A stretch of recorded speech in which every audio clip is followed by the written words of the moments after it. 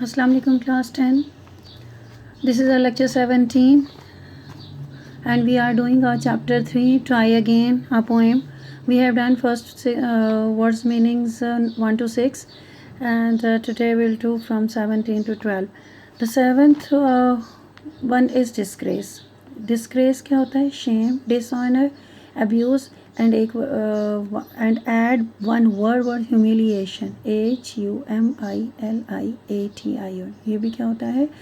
Disgrace का synonym है और उसका एंटोनिम हो जाएगा ऑनर। उसका मीनिंग होता है शर्म की बात या रसवाई या ज़िल्लत।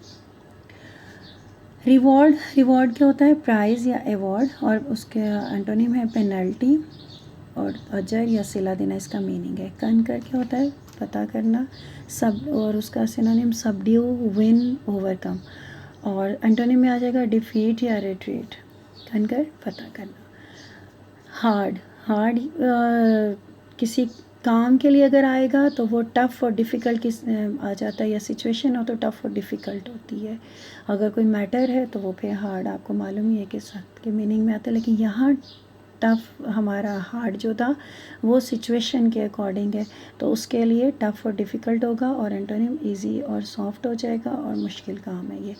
Prevail is the second last word. Prevail है डोमिनेट, छा जाना, गालिब आ जाना, सक्सीड, कामयाब हो जाना। फेल और लूज़ उसका एंटोनिम है। And you will add one word folk. Folk आपके पोएम में मौजूद है। फोक क्या है? पीपल, लोग। ठीक है, ये आपने खुद से लिख लेना है। Yes students, this is page 29 of your textbook and you can see simile. Simile को पढ़ते ही आपको फ़ौरन जहन में आ जाना चाहिए कि ये क्या है? फिगर्स ऑफ स्पीच है। फिगर ऑफ स्पीच कौन कौन से हमने पहले 9th में भी आपके पहले हुए कर चुके हुए। आपसे पहले भी आपको ये वर्कशीट्स की फॉर्म में सिमिली, मेटाफर, पर्सोनिफिकेशन, इमेजरी ये चीज़ें करवा दी गई हुई हैं। ये क्या होते हैं? फिगर्स ऑफ स्पीच हैं। राइटर्स अपनी राइटिंग्स को ब्यूटीफाई करने के लिए, समझो कि ये इसकी सजावट के लिए, उसको खूबसूरत बनाने के लिए और एक्सप्रेसिव बनाने के लिए, आइडियाज़ को और ज़्यादा इफ़ेक्टिव बनाने के लिए डिफरेंट टेक्निक्स यूज़ करते हैं। ये उनमें से एक है। सिमिली एक कंपैरिजन होता है। इसकी डेफिनेशन आप गौर से देख लो। A figure of speech in which two apparently unlike things. Unlike mean दो मुख्तलिफ। जैसे अनलाइक थिंग्स कौन सी होंगी? जैसे एक माँ प्यार से कह देती मेरा चाँद, ये तो मेरे चाँद जैसा, मेरा बेटा चाँद जैसा है। ठीक है, तो अब ये क्या है कि एक ह्यूमन बीइंग है, बेटा है, तो वो चाँद जैसा तो नहीं है, लेकिन क्या है? कंपैरिजन किया गया है दो मुख्तलिफ चीज़ों का और जिसके दरमियान में जैसा, एज, लाइक ये वर्ड्स यूज़ होते हैं। और एक्सप्लिसिटली मीन होता है क्लियरली मीन डिटेल, इन डिटेल्ड मैनर। इसके आप मीनिंग एक्सप्लिसिटली के लिख लेना क्या है, क्योंकि ऑब्जेक्टिव में किसी भी तरह से ये पूछा जा सकता है। Always understand the definitions and learn the definitions properly, that can be the part of your objective. इनको इग्नोर मत किया करो। Explicitly compared usually in a phrase introduce by like और एज। फ्रेज यूज़ होता है जिसमें फ्रेज आपको मालूम है कि क्या होता है? Group of words that give the meanings without a verb. तो इसमें ये कि एज और लाइक, जैसे अब एग्जांपल आप देखो, he is as fast as a horse. क्या है? वो घोड़े की तरह तेज़ है। इट्स कोल्ड लाइक आइस, बर्फ़ की तरह ये ठंडा है। ये एग्जांपल्स हैं और इसमें लाइक और एज आया। जहाँ पर भी जैसा एज आया है आता है तो वो आपका सिमिली है। Yes students, this is your page 20. I have solved the exercise for your convenience so that you may not have any confusion. Select the choice that explains the meaning of the simile as it is used in the sentences. ये आपके पास कुछ sentences आपको exercise में given है। Try to do it by yourself with me. Book आपके पास खुली हुई है, इसको खुद से करते जाओ। मैं आपको मीनिंग्स आपको साथ साथ बताती हूँ। कोशिश किया करो कि आप इसको बहुत अच्छी तरह से अंडरस्टैंड करते हुए करो। The first one is on the cold winter day. क्या winter day क्या है? सर्द दिन जो गुजर गए। Under the covers I kept as snug as a bug in a rug. तो अब सिमिली क्या है? The simile as snug as a bug in a rug means कि क्या है? स्नग जो है एक हशरातुल अर्ज़ में से कोई भी जो बग है वो किसी गर्म हुआ है, ऐसा कोजी हुआ है, उसका क्या मीनिंग होगा? There were bugs in my bed. I was cosy in my bed, I was too cold to stay in bed. अब क्या है यहाँ पे, क्या है कि बग इन अ रग, रग में जो एक बग अगर वो घुसा हुआ तो क्या है, वो कोजी फील करता है। तो ये किस चीज़ को शो कर रहा है, I was cosy in my bed. उसका दूसरा आ जाएगा, the new teacher was as sweet as apple pie. अब जो नया टीचर है वो किस तरह से स्वीट है, जैसे कि एप्पल पाई हो। इसका क्या मतलब होगा, इस ये जो आपको बोल्ड फॉर्म में सिमिली नीचे दी हुई है, उसके आप में ऑप्शंस हैं तीनों, उसमें से चूज़ करनी है। The new teacher was nice, the new teacher was big and by eating too much pie the new teacher was rude.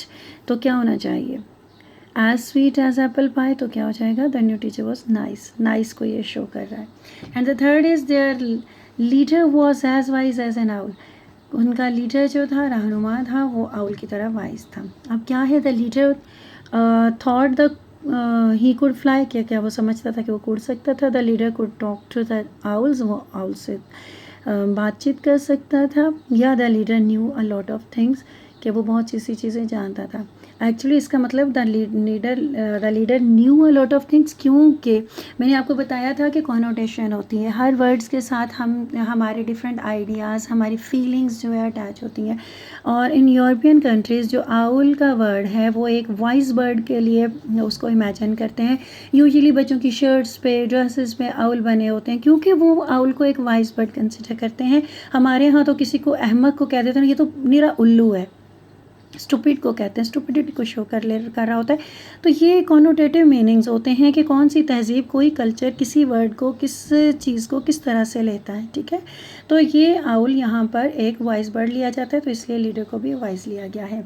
The next is, the shopping centre was like a 3 ring circus the day before Eid. Eid से पहले वो एक 3 ring circus की तरह था। The simile like a 3 ring circus क्या show कर रहा है, सर्कस में क्या होता है, बहुत से लोग होते हैं, बहुत हजूम होता है। The shopping centre was quite, खामोश था वहाँ पर। The shopping centre was big, बहुत बड़ा था।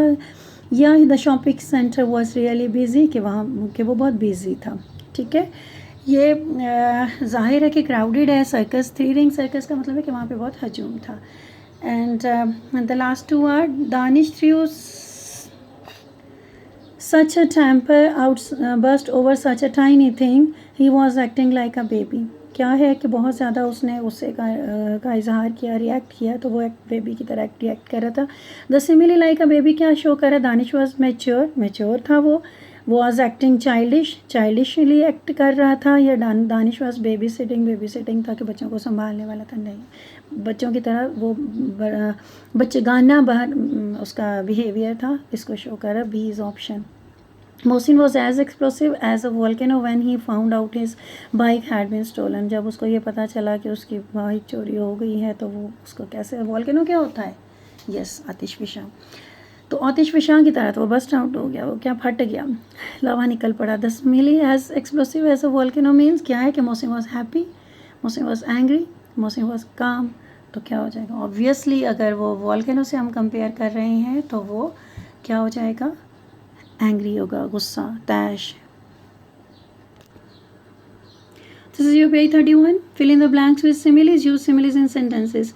हमें सेंटेंसेस में आगे यूज़ नहीं करना है, हमें जस्ट आपको सेंटेंसेस, आपको मालूम है कि आपके पेयर्स क्या आते हैं, तो आपने इसको फिल करना है। ये फिल में आपके आ जाती हैं, ऑब्जेक्टिव का पार्ट होती हैं। एज ये फर्स्ट क्या होगा, डैश एज अ टर्टल। तो क्या है, टर्टल कछुए की तरह क्या होता है, सुस्त होता है। As slow as a turtle. दूसरा क्या, एज क्वाइट एज माउस, चूहे की तरह खामोश। As black as crow. As tall as, giraffe भी होता है और बैम्बू भी होता है। जिराफ GIRAFFE, या बैम्बू भी आ सकता है, BAMBOO, बांस की तरह लंबा भी, जिराफे की तरह लंबा भी। और fifth one is as sour as a lemon, लीमू की तरह खट्टा। और the last is as sweet as honey, शहद की तरह मीठा। Yes, prepositions for the lecture 17 are from 91 to 100.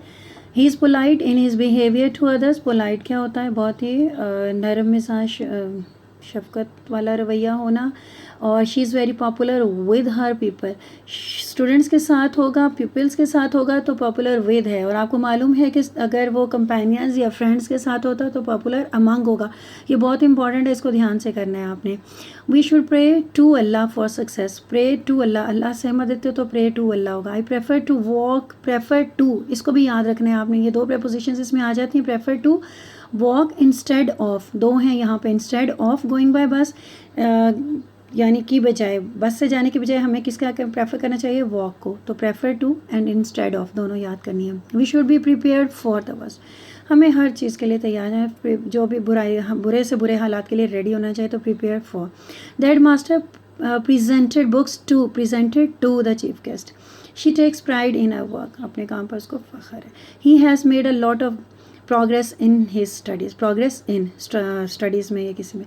It's not proper for you to behave in this manner. Proper for, इस तरह से रवैया अपनाना आपके लिए अच्छा नहीं। He is proud of his scholarship. Proud of. These are the prepositions of the day. Translation paragraph number 13 for the lecture 17। आदमी अपनी किस्मत खुद बनाता है। बहुत इंपॉर्टेंट पैराग्राफ है बोर्ड पॉइंट ऑफ व्यू से, और इजी भी है। आप इसको देख लेना, अपने वोकैबुलरी को इस्तेमाल करते हुए इसको ट्रांसलेट करना, और फिर बाद में अपने कंपोज पैराग्राफ से टैली कर लेना। Learn plus right each and every thing properly.